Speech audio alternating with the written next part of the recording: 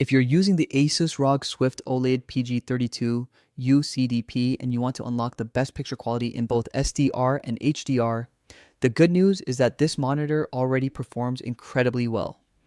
With just a few smart adjustments, you can fine-tune it for accurate colors, consistent brightness, and a great experience whether you're gaming, watching movies, or doing everyday work.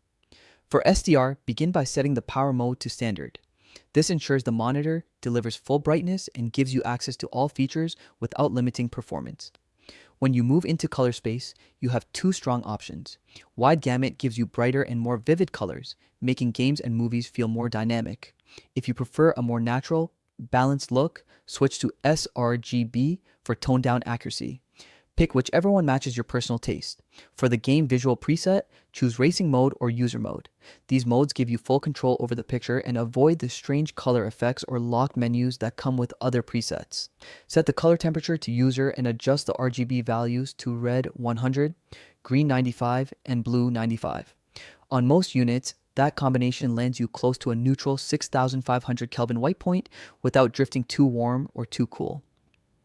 Set the brightness to around 58 if you have uniform brightness enabled.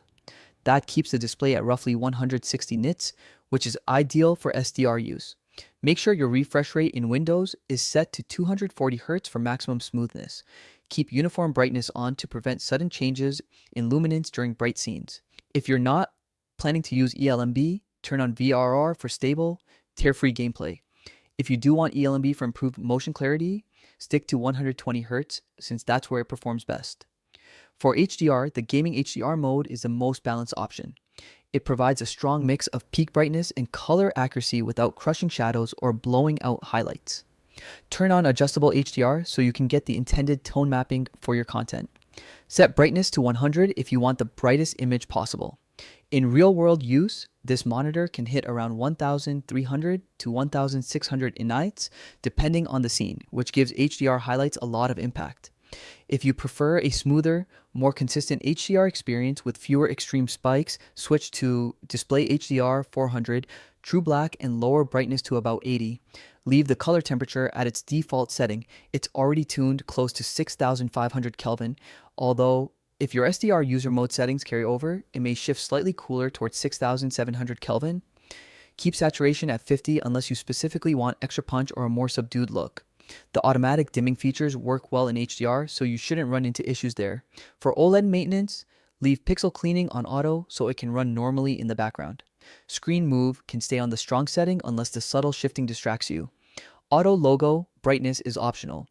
If you notice fluctuating brightness around static UI elements, try turning it off.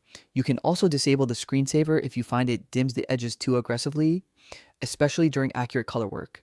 If you're playing competitive games and want more visibility in dark areas, Shadow Boost is a great tool. Levels 1 through 3 provide a gentle lift, while AI Shadow Boost is more dramatic. Lowering gamma to 1.8 brightens darker scenes even further, though it may affect overall picture balance.